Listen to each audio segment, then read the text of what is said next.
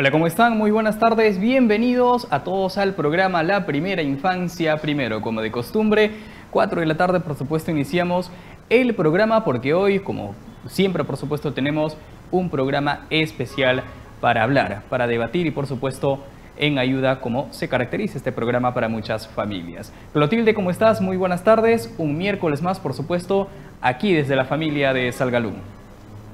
¿Y cómo están todos? Un gran abrazo y siempre deseando que por favor nos cuidemos.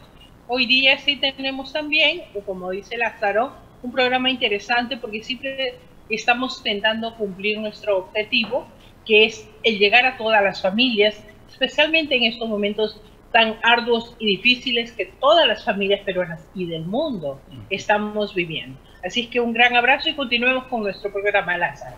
Perfecto, Clotilde, y justamente les comentamos ya desde luego que hoy en el programa vamos a hablar de un tema importantísimo, sin duda, con miras ya las próximas, vamos a decirlo, regreso a clase de los escolares, ¿no? En este contexto de la pandemia, y vamos a hablar, como siempre, primero la infancia, retorno seguro a la escuela en tiempos de pandemia, en estos tiempos sin duda difíciles por esta pandemia global. Rápidamente les comentamos que también vamos a tener el comienzo de la vida, ya entrando en su capítulo 19, ¿no? Siempre con un tema interesante que por supuesto tenemos que presentarles para cada uno de nuestros televidentes, sin duda.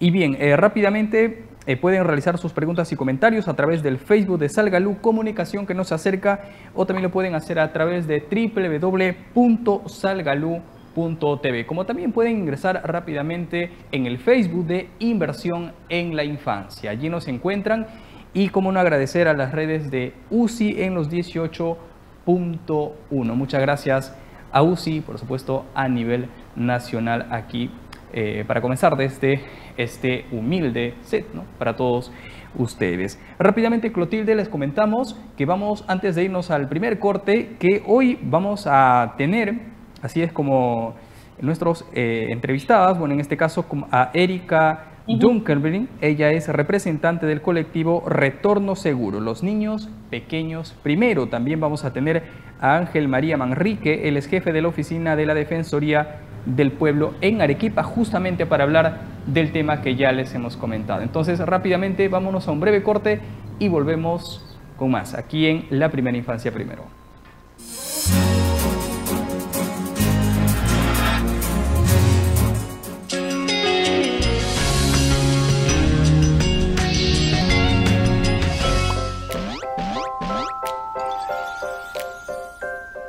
Cada 20 de noviembre se celebra el Día Internacional de los Derechos del Niño, fecha que nos hace recordar que el niño es una persona de derechos. Es importante señalar que existen aquellos derechos que son innatos y que todo padre, madre o cuidador debe tener presente para que todo niño o niña crezca con los cuidados necesarios para su buen desarrollo. En 1979 se publicó el libro Los Otros Derechos, que son muy importantes para el buen crecimiento de nuestros niños y niñas. Tienen derecho a los exámenes prenatales, la lactancia materna, porque es el alimento más completo que necesita, nacer saludable, sin adicciones o dependencias de sustancias o drogas, las vacunas para no quedar enfermo o lisiado, ser rehidratado para no estar en riesgo de vida, quedarse con mamá apenas nacido, ser feliz y estar con papá y mamá, llorar porque es la única forma de expresarse, abrazo y cariño tanto físico como emocional, sueño y que se dé con la tranquilidad que necesita. Homenaje al Día del Niño por la empresa de comunicaciones O Globo y UNICEF Brasil 1979.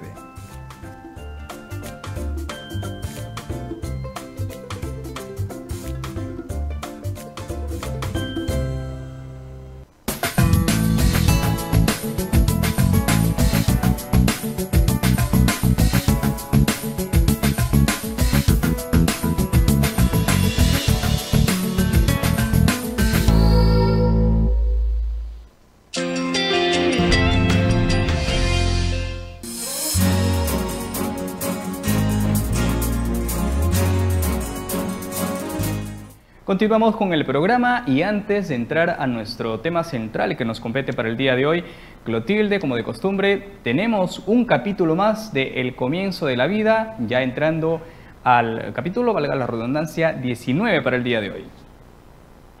Sí, así es. El título de hoy día es bastante interesante como todos los capítulos, ¿no? Porque se señala en qué momento aprenden los bebés. Desde que nacen o antes. En realidad hay toda una discrepancia relacionada con este punto, porque muchos investigadores señalan que los bebés ya a través de los estímulos, ¿no? Mientras está en el vientre de la madre, empiezan a identificar el sonido, la voz de la mamá, pero realmente cuando salen del vientre de la madre, cuando nacen precisamente, es que ellos empiezan a recibir los diferentes estímulos y es un continuo, constante aprendizaje desde el momento en que llegan a esta vida que les espera, con estos estímulos de aprendizaje, de colores, de olores, en fin, todo aquello que su entorno le ofrece y le va a ofrecer. Veamos el video y después haremos un pequeñísimo comentario.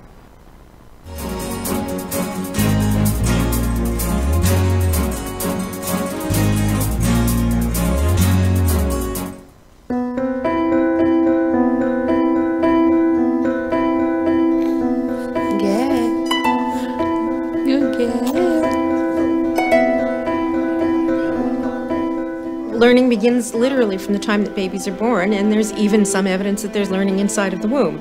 So when babies are born, for instance, they discriminate between the sounds of the language that they've heard and sounds of another language.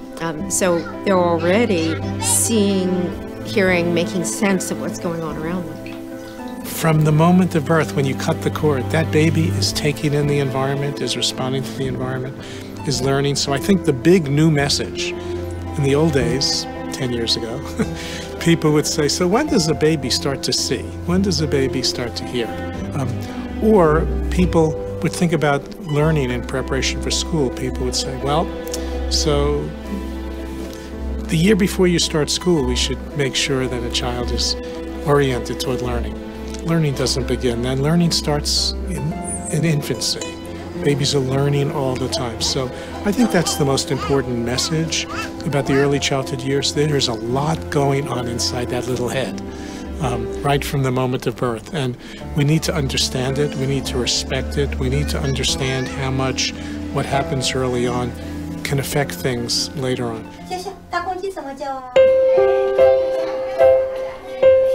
I think that what you see when you watch a child walk into a preschool that is curious and eager to learn is a child who's had positive experiences before he even got to preschool. He's had nurturing and responsive parents. He's been in a safe environment. He's had good health and nutrition. That child comes with a set of skills and a set of interests in life, in exploring, in playing, in socially playing well with others, that a child that doesn't have those experiences doesn't come with.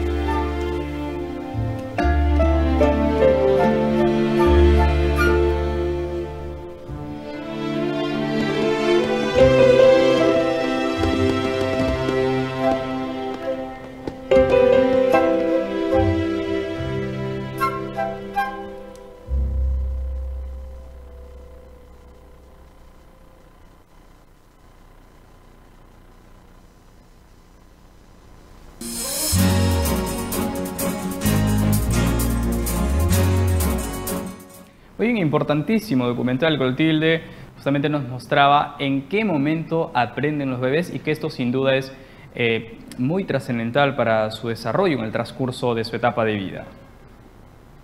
Sí, en realidad es un tema que todavía queda por investigar para determinar en qué momento los niños empiezan a aprender todo aquello que la vida le ofrece. Y lógicamente hay toda una exigencia de respeto, de estimulación, de apego.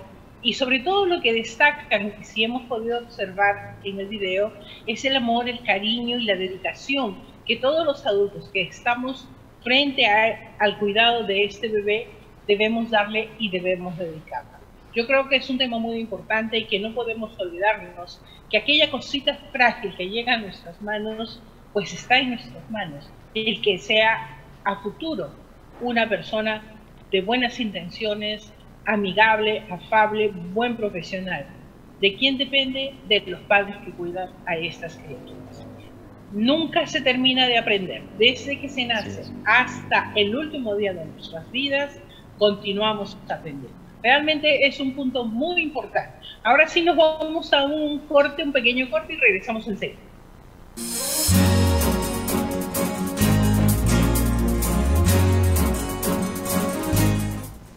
La pandemia por el coronavirus es una situación que nunca antes hemos visto. Este virus afecta a toda la población, pero la población más vulnerable son los adultos mayores, peor aún si tienen enfermedades crónicas o de alto riesgo. ¿Cómo podemos cuidarlos? Recuérdale a tu abuelito o abuelita lavarse las manos frecuentemente con agua y jabón, al menos 20 segundos. Esto evitará que al tocar distintas superficies pueda recoger el virus e introducirlo al cuerpo cuando nos tocamos los ojos, la nariz o la boca. Dile a tu abuelito que si tiene que salir de casa por alguna razón, debe usar una mascarilla. Debe asegurarse de que no queden espacios entre esta y su rostro. Mientras la lleva puesta, es indispensable que no la toque con las manos. Si lo hiciera, debería lavarse las manos inmediatamente con agua y jabón o un desinfectante a base de alcohol para evitar que pudiera esparcir el virus en otras superficies. Aconsejen a sus abuelos y abuelas a guardar distancia social de 1 metro o más de otras personas, si es que en algún momento salen de sus hogares. Díganle a sus papitos que limpien o laven diariamente muebles, pisos y ropa, utilizando siempre guantes de limpieza con detergente, alcohol, agua oxigenada, lejía o distintos desinfectantes, teniendo en cuenta no mezclarlos entre sí.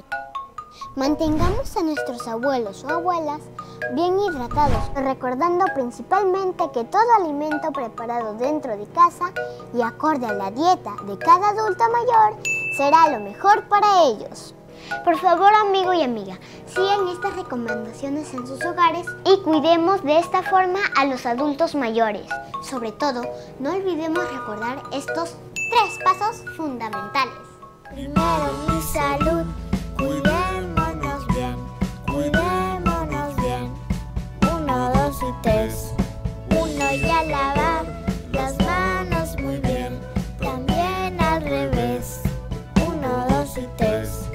2 y a proteger mi boca y nariz y estar muy feliz como una lombriz. 3 y a recordar los pasos atrás. Quizás uno más, volviendo a comenzar. Gobierno del Perú. El Perú primero.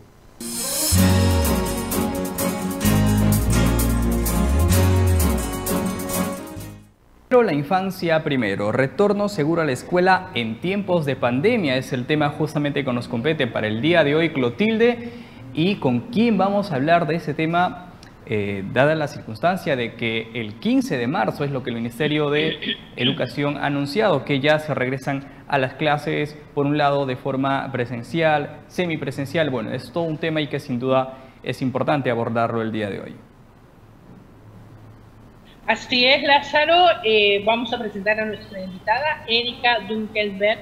Ella es representante del colectivo Retorno Seguro, Los Niños Pequeños Primero. En realidad es un colectivo muy interesante porque intenta priorizar y enfocar en todo este proceso de aprendizaje con estas nuevas tecnologías que aparecen, que muchas veces nos ayudan, pero que también muchas otras nos confunden. ¿Cómo está, Erika? Bienvenida, un grato placer saludarla. Y nos gustaría, por favor, saber de este colectivo, ¿cuáles son los objetivos de este colectivo?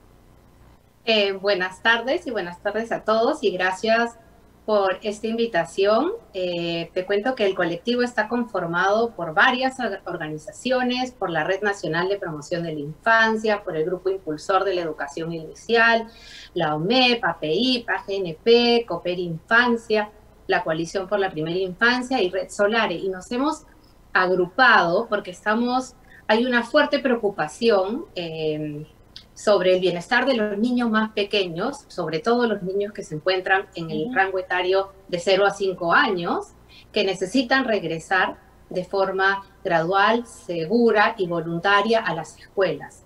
Y un poco el objetivo es sensibilizar a la población de la importancia de este retorno gradual, progresivo, voluntario y seguro, por sobre todo, informar, comunicar, también unirnos para elaborar protocolos adecuados para el nivel, para que se ajusten a las necesidades de los niños más pequeños y sobre todo sensibilizar que el niño pequeño en realidad no debe ser visto como este vector del contagio, el que nos está poniendo en riesgo, sino que la evidencia nos dice que los niños más pequeños, los menores de 10 años y sobre todo los más chiquititos, son los que menos contagian.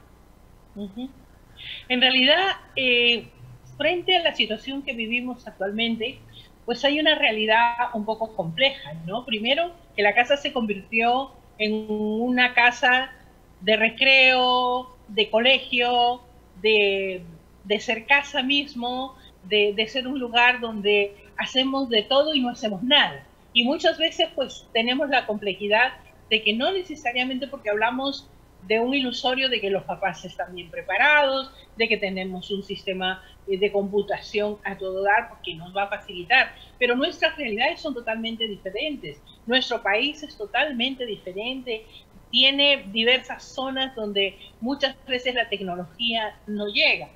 Este colectivo, ¿cómo ve que se puede enfocar para priorizar esta atención primaria a nuestros más pequeños? Qué buena pregunta, porque tocas dos temas importantes. El primero es cómo están los niños en los hogares.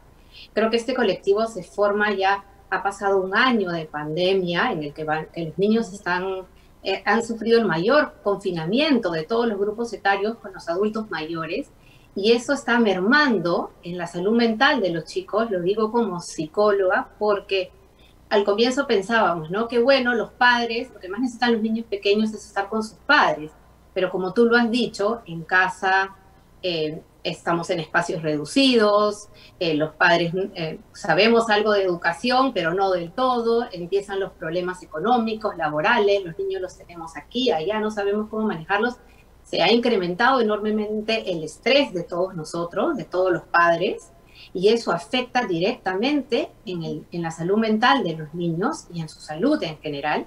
Y esto no lo digo yo, lo dicen centros como el centro en Harvard que estudia el desarrollo del niño pequeño, y nos dice que el impacto del estrés parental en los niños es fuertísimo en su desarrollo. Entonces, eso es la primera, un poco abordando tu primera pregunta, esto es una realidad, y los niños están sufriendo esta realidad.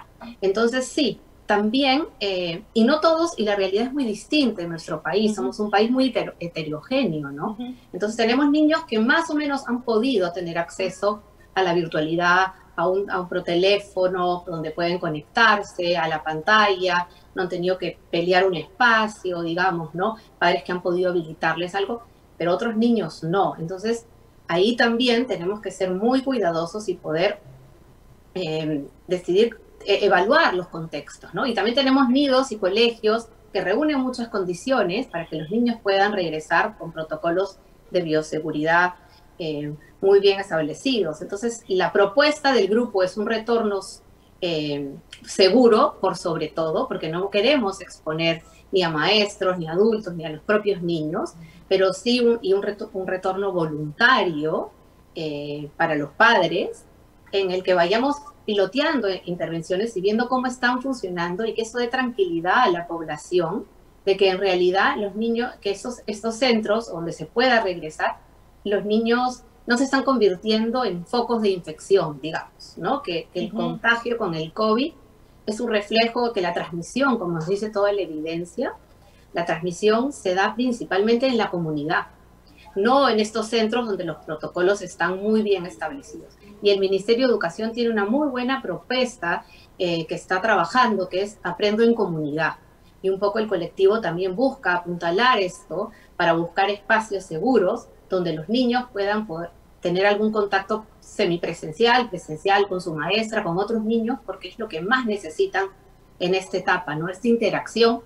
Para nosotros funciona muy bien, ¿no? O nos hemos adecuado de poder conocernos a través del teléfono y las pantallas, pero los niños todavía necesitan leer otras señales de la comunicación no verbal, de la interacción, que no se dan a través de las pantallas, que no se pueden dar en las pantallas, ¿no?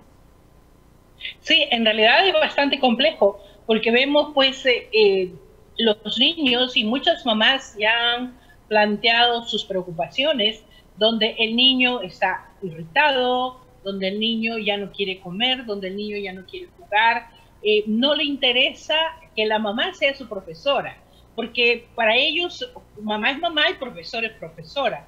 Y lo que acabas de señalar es muy importante. El niño necesita la interacción de unos con otros, pero la realidad como se está presentando en nuestro país, donde de verdad está siendo muy difícil que sean las aulas presenciales, ¿cómo es que vamos a enfrentar esta situación? Porque inclusive estaba escuchando a un psicólogo por ahí que estaba señalando que hay un proceso de depresión familiar, porque las mamás no saben cómo manejar la situación, los niños lloran continuamente y los padres se sienten un poco pues excluidos y desesperados porque no saben cómo afrontar esta situación. Y entonces, ¿cómo podemos enfrentar esta complejidad emocional que nos lleva muchas veces inclusive a las mamás a querer desaparecer del lugar porque realmente no tenemos las herramientas suficientes como para enfrentarlas?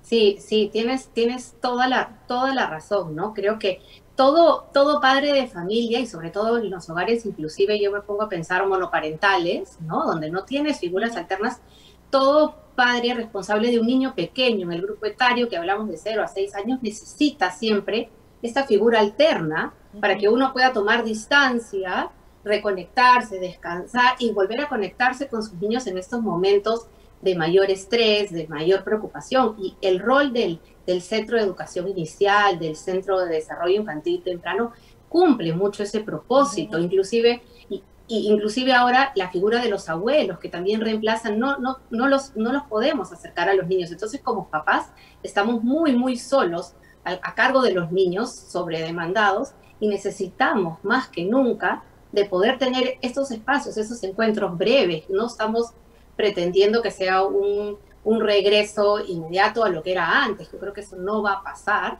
pero un regreso gradual, seguro, en entornos, en espacios al aire libre, en espacios de la comunidad, de los parques, si es que las escuelas pueden tener espacios habilitados al aire libre también, donde podamos encontrar ese respiro que como papás necesitamos, y los niños ese encuentro con el otro, ¿no? Con el otro niño, donde empiezan a desarrollar estas habilidades socioemocionales que son la base del desarrollo de todos nosotros. No nos sirve de nada aprender a leer y escribir en primero o en segundo grado si la base no está bien puesta, si los niños no saben manejar sus emociones, vincularse con nosotros, canalizar la agresión, la rabia, la frustración. Y eso se pone en juego en la interacción con el otro y en la interacción con el otro en un entorno que nos da cierta seguridad, ¿no? Entonces sí hay una gran preocupación por el grupo, estamos uniendo esfuerzos para poder encontrar esos caminos que nos lleven a este retorno gradual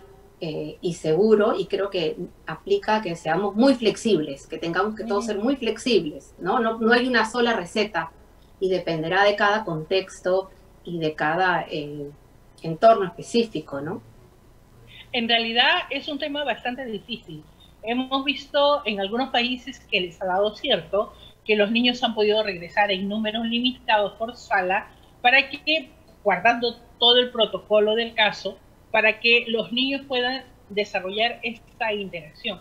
¿Por qué acá en Perú es tan difícil ponernos de acuerdo, en primer lugar? Y segundo, tomar acciones y decisiones, porque no estamos haciendo ningún favor a nadie, porque estamos viendo la necesidad de nuestros niños de salir de estas 4 paredes para enfrentarse a algo tan simple como es el jugar. Sí, y eso es un poco lo que está buscando el colectivo en realidad, ¿no? Involucrar a la sociedad civil, al gobierno, hacer visible esta necesidad de que los niños tienen que salir y regresar y retomar la ciudad, los espacios de encuentro y plantear y lograr espacios donde podamos ponernos de acuerdo y consensuar, ¿no? Porque tenemos muchas voces que nos dicen determinadas cosas, el Ministerio de Salud opina así, los colegios profesionales dicen esto, y en realidad todos, cuando hemos empezado a indagar como grupo, estamos de acuerdo que esto es lo que los niños necesitan.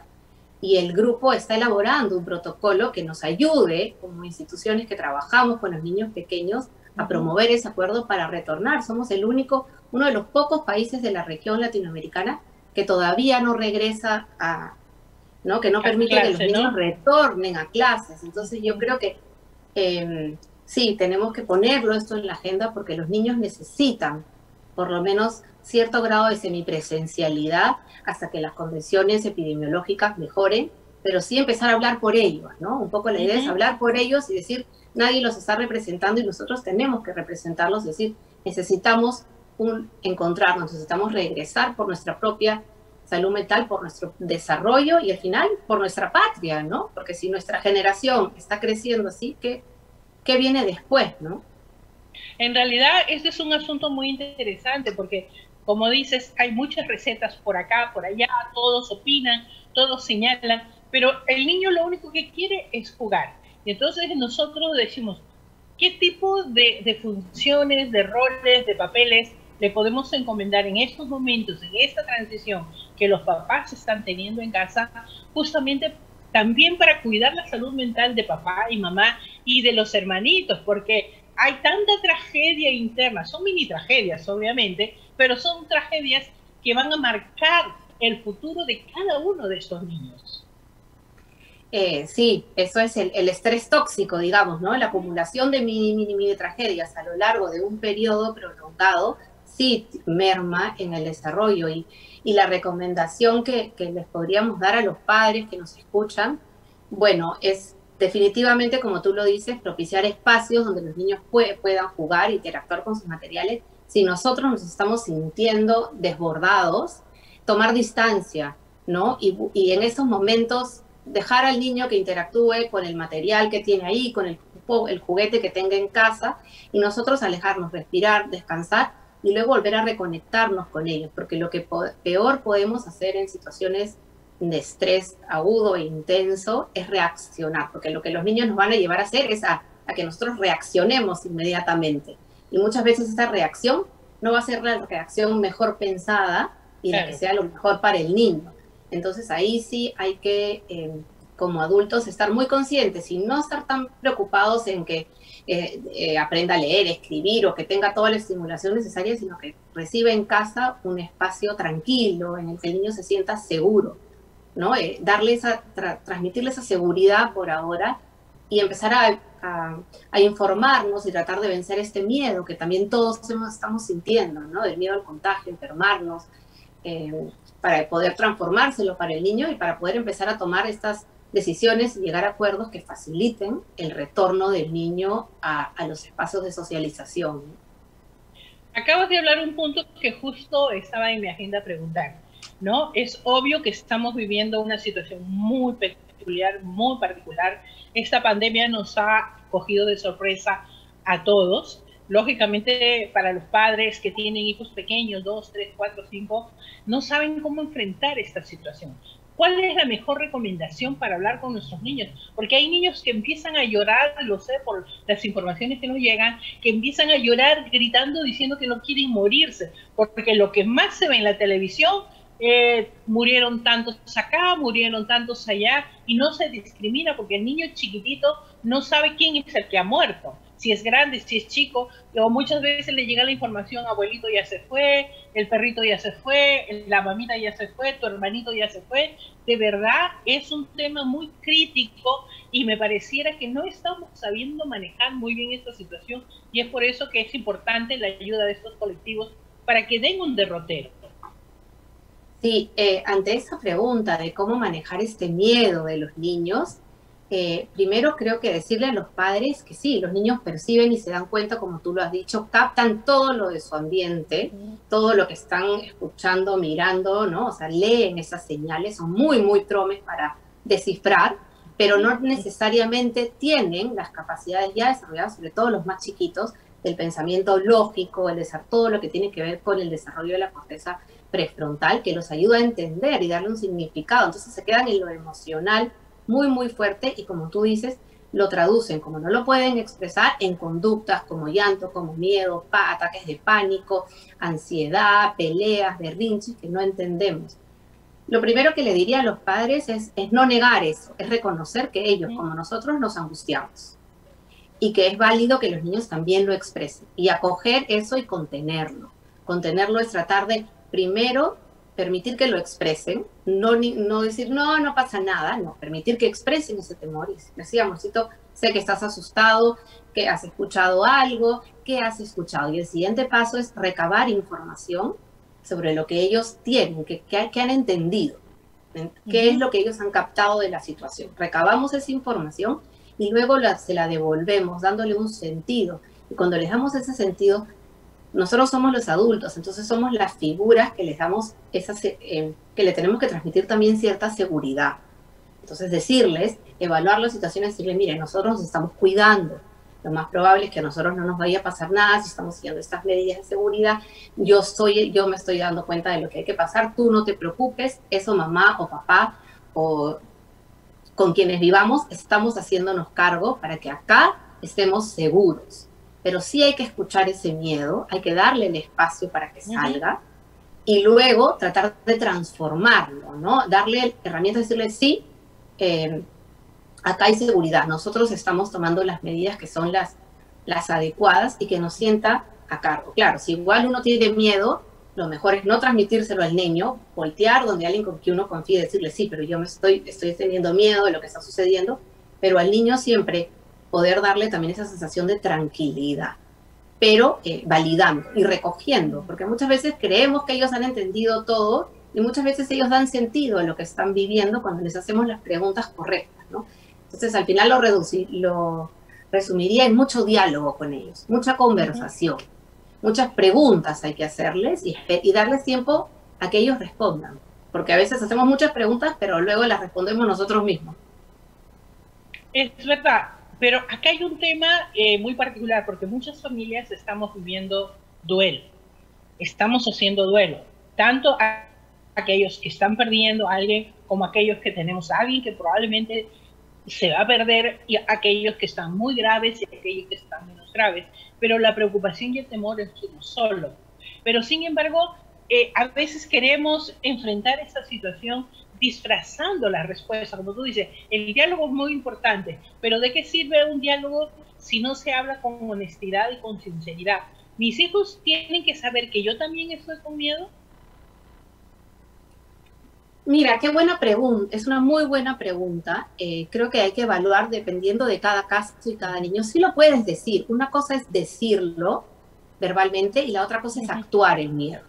Entonces tenemos que, delante de los niños, y yo creo que esa distinción sí es importante. Tú le puedes decir, sí, amor, yo también estoy asustada y por eso estamos tomando estas medidas, ¿no? A un niño que tiene necesidades especiales, de repente habría que evaluar cada caso específico, pero por lo general sí, yo a mis hijos se los he dicho, digamos, ¿no? Están un poquito más grandes, pero sí se los he podido transmitir y tener cuidado de no actuar ese miedo y que luego ellos digan, y si se nos sale y actuamos ese miedo, luego ponerle palabras y decirle, mire, yo lo hice así porque me preocupé y esto es lo que yo analicé, pero ya he solucionado esta situación. Digamos, esto pasó, se lo explico, actué así, pero mira, ya he aprendido esto y ya ha estado bien. Y sobre el duelo, sí, yo creo que los niños necesitan expresar esa pena que están sintiendo, escribir, dibujar, a los abuelos contarles, sí, está muy grave, y yo estoy triste, mi abuelo está muy mal, y yo ahorita, amor, estoy triste, y si tú me ves a veces callada es porque yo estoy triste, estoy pensando en cómo está él, estoy rezando, si es que es una persona creyente, para que se cure, estamos hablando con los médicos, pero sí estoy triste, y si el abuelo se va o la abuela se va, sí, amor, se fueron y en tratar de, esto pasó, no entrar en muchos detalles y tratar de encontrar una manera para canalizar ese dolor. Y si nos tienen que ver llorando, nos ven llorando. No va a pasar nada. Muchas veces van a venir los niños a nosotros y calmarnos, venir y abrazarnos. Y nosotros le tenemos que explicar por qué estamos llorando. Porque lo peor es cuando los niños no tienen toda la información y se imaginan algo peor. Muchas veces la imaginación de los niños va más allá. Entonces es bueno nombrar lo que ha sucedido. Exacto. Bueno, me gustaría que des un mensaje final a todos los padres, porque a veces no sabemos cómo enfrentar, y esa historia que me parece ya debería ser ultrapasada, de que los hombres no lloran, las mujeres deben hacerse las fuertes, de verdad es un tema que sabemos perfectamente, no queremos morir de tumores y de cáncer, entonces hay que expresar nuestras emociones.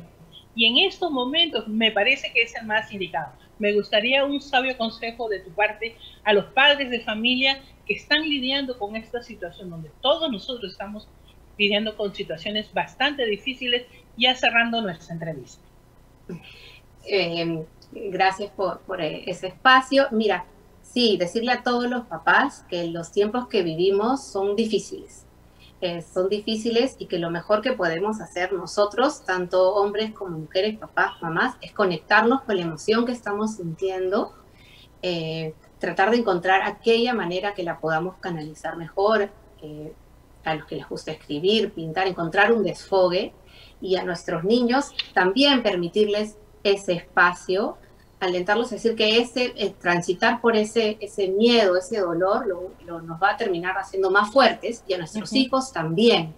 Entonces, pero que si lo obviamos, que si hoy en día no queremos enfrentar esos miedos o ese dolor, luego va a salir después peor, y en los niños aún más. Entonces, decirle a los papás que sí, que seamos conscientes, es que tenemos que pensemos y reflexionemos mucho sobre cómo estamos actuando, ¿no? Sobre todo cuando estamos con nuestros niños y en general, y que ese miedo tampoco nos paralice, ¿no? Que si bien, que no nos paralice, y que si tenemos que sacar a nuestros niños, que los saquemos al parque, que ellos necesitan ir al aire libre, que ellos necesitan retomar esos espacios de socialización de manera segura, que para eso hay mucha ciencia trabajando, muchos estudios que se están haciendo a nivel internacional y ya empezando a nivel nacional, que nos dicen cuáles son esas condiciones que nos permiten reencontrarnos con seguridad. Y yo creo que ese es un poco el mensaje hacia el que debemos apuntar todos para los papás, ¿no? Ponernos en el objetivo de que hay que retomar esos contactos de manera segura, esa semipresencialidad, esos encuentros en comunidad, sobre todo por nuestros niños, ¿no? Y que respetando siempre los protocolos, ¿no? Perfecto, muchísimas gracias. Te agradezco mucho, de verdad, para nosotros muy importante estos momentos de reflexión que hemos tenido. Gracias, Erika, representante del colectivo Retorno Seguro Los Niños Pequeños Primero. Muchísimas gracias por haber estado con nosotros. Hasta otra oportunidad. Muchas gracias, un placer. Y nosotros nos vamos a un corte y regresamos enseguida.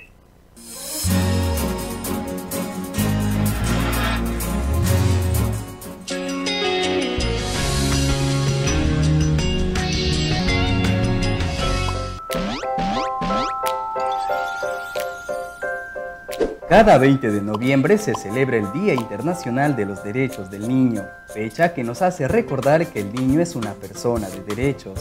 Es importante señalar que existen aquellos derechos que son innatos y que todo padre, madre o cuidador debe tener presente para que todo niño o niña crezca con los cuidados necesarios para su buen desarrollo. En 1979 se publicó el libro Los Otros Derechos, que son muy importantes para el buen crecimiento de nuestros niños y niñas. Tienen derecho a ser protegido en casa y en todo lugar, ser estimulado física, intelectual y emocionalmente, garabatear y pintar para expresar sus angustias, jugar porque su aprendizaje está en esta experiencia, la libertad para conocer y experimentar, la confianza que los papás y la sociedad deben darle, ser reconocido y tener su identidad, Tener límites para saber hasta dónde puede llegar. Que su crecimiento y responsabilidad sean acorde a su edad. La fantasía para soñar, crear o recrear ilusiones. Amigo imaginario para no sentirse solo. Homenaje al Día del Niño por la empresa de comunicaciones O Globo y UNICEF, Brasil, 1979.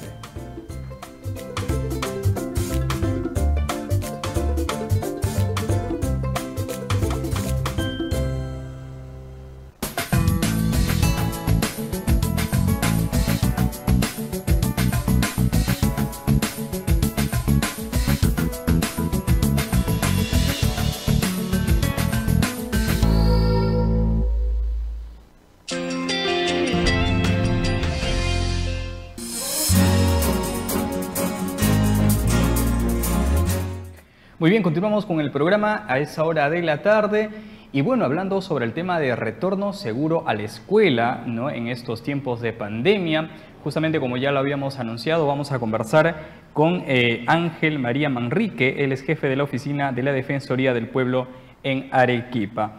Ángel, muchas gracias por estar con nosotros, bienvenido al programa La Primera Infancia Primero. Lázaro, muy buenas tardes y un saludo a todos tus seguidores. Perfecto, muchas gracias por estar con nosotros. Y bien, para hablar sobre ese tema, en principio quisiéramos saber qué lectura tiene con respecto a lo ya informado por el Ministerio de Educación sobre el regreso a clases, tanto se ha dicho de forma presencial, semipresencial, en fin, en toda esta cuestión, entendiendo también que hay ciertos vacíos que también sin duda dificulta para muchos niños que, por ejemplo, no tienen acceso a conectividad, el tema de las tablets, que también justamente vamos a hablar respecto a Arequipa con la situación de muchos niños. Lázaro, en primer lugar, como Defensoría del Pueblo queremos reconocer el esfuerzo que está haciendo tanto las autoridades educativas como principalmente los padres y madres de familia, que pese a tener condiciones limitadas dentro de sus hogares, han acondicionado de múltiples formas, ambientes, conectividad para poder garantizar el derecho a la educación. Por lo tanto, este esfuerzo colectivo tiene que fortalecer. ¿Sí? Y antes de entrar a un debate si es que este año se va a llevar a cabo un proceso presencial o no, porque eso congrega un conjunto de variables que están vinculados al tema sanitario, lo primero es que tenemos que identificar claramente cuáles son los problemas que ha dejado todo el año pasado. Y un primer aspecto que queremos resaltar es que como Defensoría del Pueblo se hizo una supervisión a nivel nacional y se advertía que más de 370.000 estudiantes, Lázaro, no habían podido ser contactados por la estrategia Aprendo en Casa. Este número en el transcurso de los meses siguientes y comienzos de este año puede haberse incrementado. Por lo tanto, la primera recomendación e invocación que hacemos como Defensoría del Pueblo es que se tenga toda una estrategia para ir al encuentro y a la búsqueda de estos niños, niñas y adolescentes, porque no podemos tener un proceso de matrícula regular si es que sabemos que este alto número de estudiantes hasta la fecha no han sido contactados. Entonces, antes de entrar al debate si es presencial o no este año, porque sabemos de que el inicio va a ser remoto de momento, lo que recomendamos es tener una estrategia justamente de movilización para garantizar que este proceso de matrícula pueda congregar al 100% de estudiantes a nivel nacional. En el caso de la región Arequipa, por ejemplo, Lázaro, hemos advertido, a partir de la supervisión que hemos hecho como Defensoría del Pueblo, que más de 7.000 estudiantes no fueron contactados por la estrategia Aprende en Casa y más de 1.500 estudiantes fueron contactados tardíamente. Y además, más de 3.000 estudiantes están migrando del sector privado al sector público. Entonces, una prioridad que se debe tener en cuenta es cómo va a ser el proceso de matrícula escolar este año y desde el Ministerio de Educación, así como también desde las gerencias y direcciones regionales de educación, se tiene que iniciar todo un proceso de movilización para tener un proceso exitoso. Hemos escuchado al ministro de Educación que están diseñando una nueva estrategia para ello, pero justamente la prioridad en este momento es poder identificar a todas las niñas, niños y adolescentes que lamentablemente no fueron contactados el año pasado y que necesitamos en este momento ubicar. Eso comprende toda una estrategia que tiene que partir desde el ministerio hasta el director de la institución educativa para contactar, llamar, buscar a esa niña, a ese niño que lamentablemente ha sido excluido.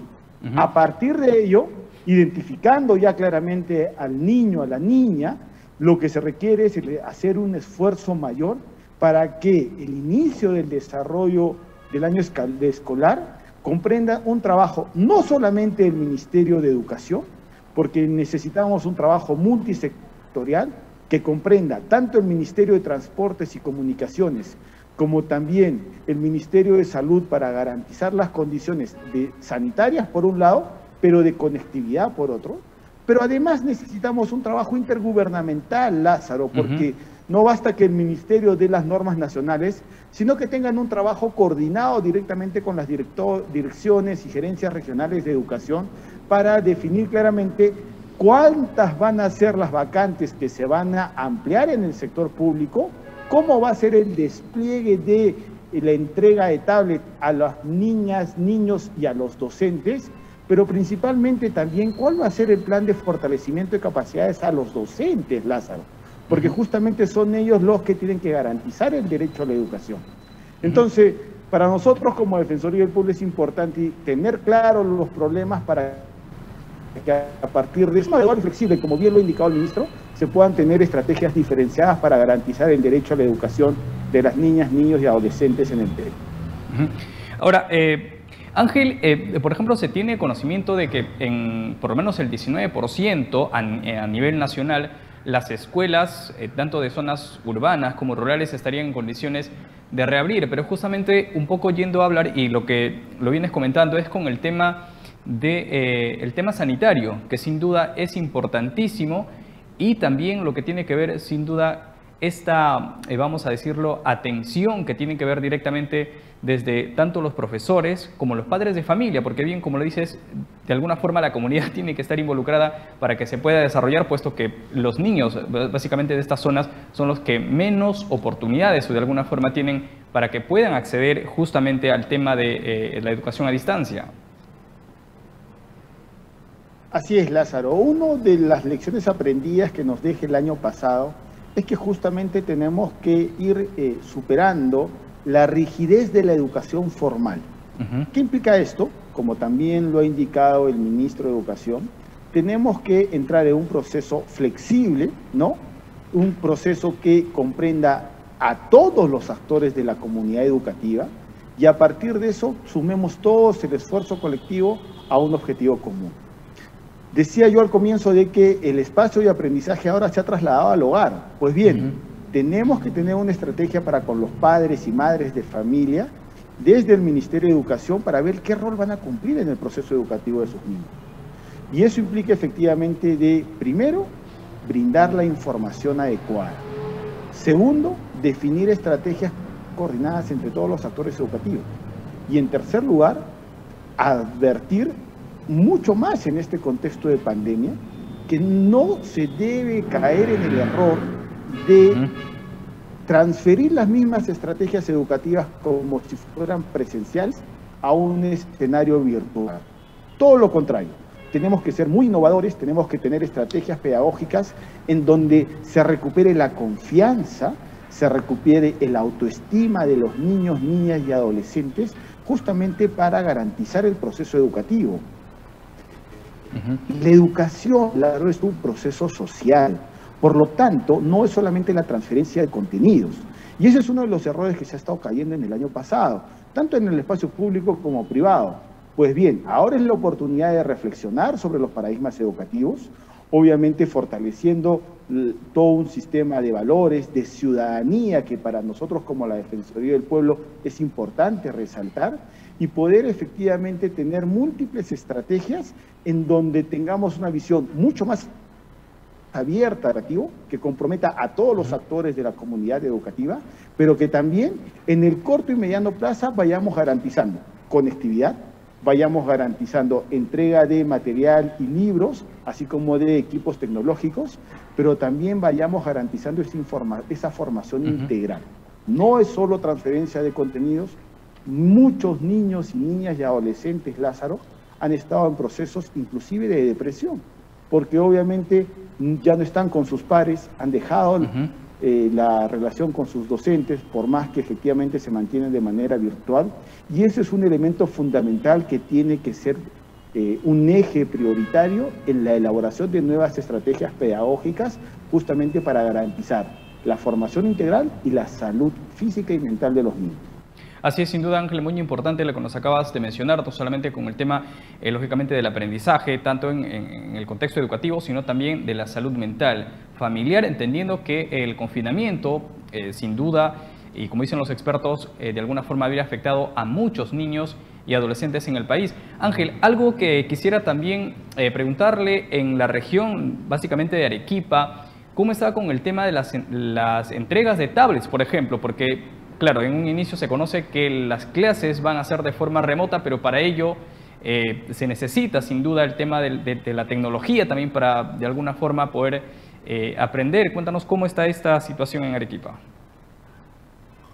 Lázaro, justamente la semana pasada nosotros como Defensoría del Pueblo tuvimos una reunión con el gerente regional de educación y los funcionarios de la Gerencia Regional de Educación y nos informaban con preocupación de que el compromiso del Ministerio de Educación fue entregar aproximadamente un número de 13.000 laptops a el 31 de enero.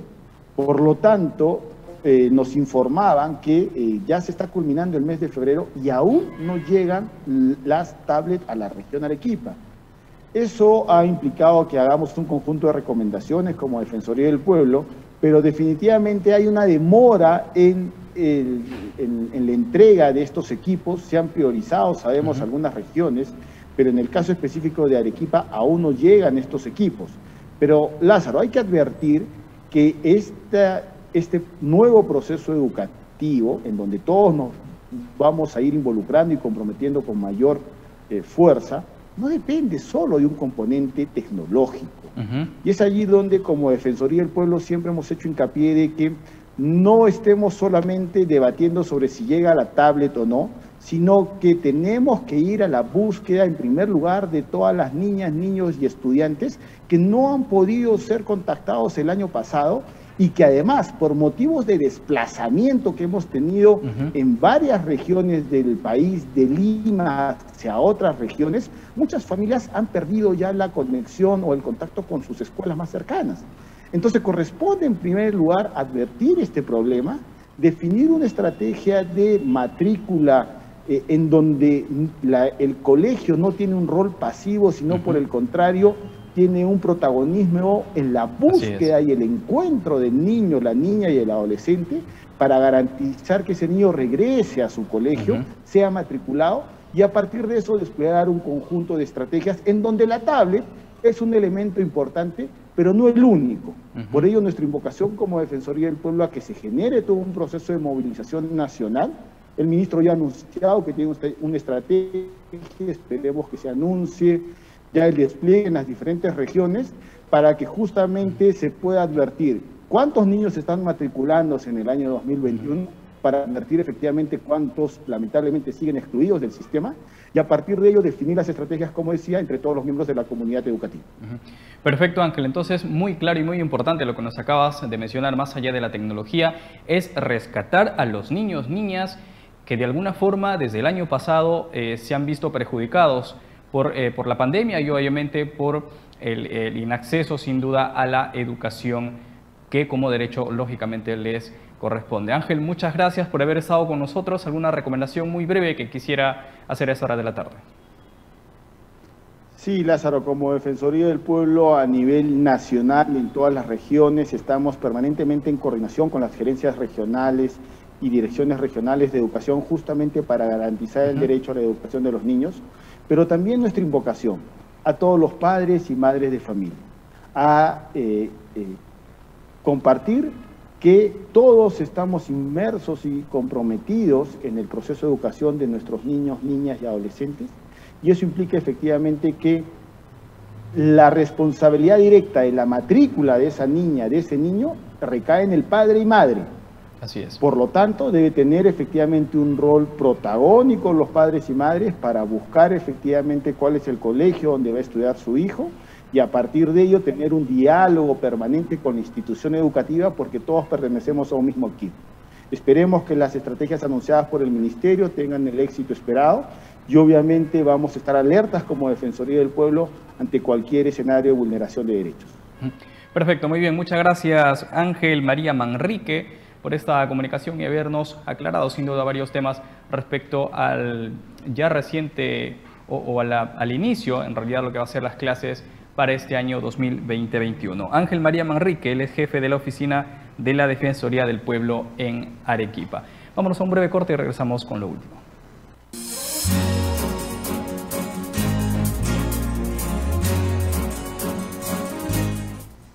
La pandemia por el coronavirus es una situación que nunca antes hemos visto. Este virus afecta a toda la población, pero la población más vulnerable son los adultos mayores, peor aún si tienen enfermedades crónicas o de alto riesgo. ¿Cómo podemos cuidarlos? Recuérdale a tu abuelito o abuelita lavarse las manos frecuentemente con agua y jabón, al menos 20 segundos. Esto evitará que al tocar distintas superficies pueda recoger el virus e introducirlo al cuerpo cuando nos tocamos los ojos, la nariz o la boca. Dile a tu abuelito que si tiene que salir de casa por alguna razón, debe usar una mascarilla. Debe asegurarse de que no queden espacios entre esta y su rostro. Mientras la lleva puesta, es indispensable que no la toque con las manos. Si lo hiciera, debería lavarse las manos inmediatamente con agua y jabón o un desinfectante a base de alcohol para evitar que pudiera esparcir el virus en otras superficies. Aconsejen a sus abuelos y abuelas a guardar distancia social de 1 metro o más de otras personas, si es que en algún momento salen de sus hogares. Díganle a sus papitos que limpien o laven diariamente muebles, pisos y ropa, utilizando siempre guantes de limpieza con detergente, alcohol, agua oxigenada, lejía o distintos desinfectantes, teniendo en cuenta no mezclarlos entre sí. Mantengamos a nuestros abuelos o abuelas bien hidratados, recordando principalmente que todo alimento preparado dentro de casa y acorde a la dieta de cada adulto mayor será lo mejor para ellos.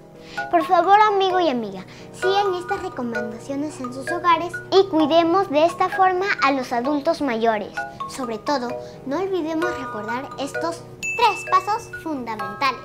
Primero, mi salud. Cuidémonos bien, cuidémonos bien. 1, 2 y 3. 1 y a lavar las manos muy bien. También al revés. 1, 2 y 3. 2 y a proteger mi boca y nariz y estar muy feliz como una lombriz. 3 y a recordar 2 pasos atrás, quizás uno más, volviendo a comenzar. Gobierno del Perú. El Perú primero.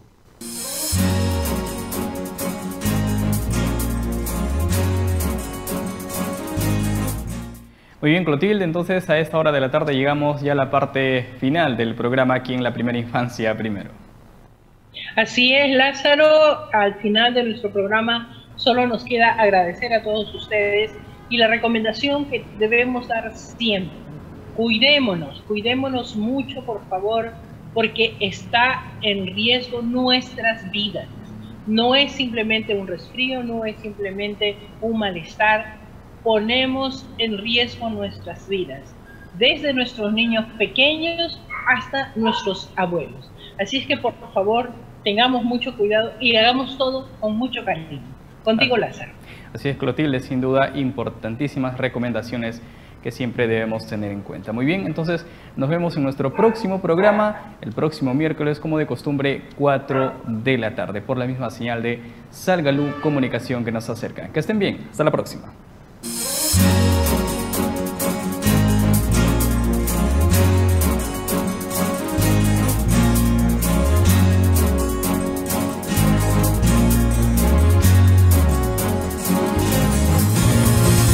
Perú.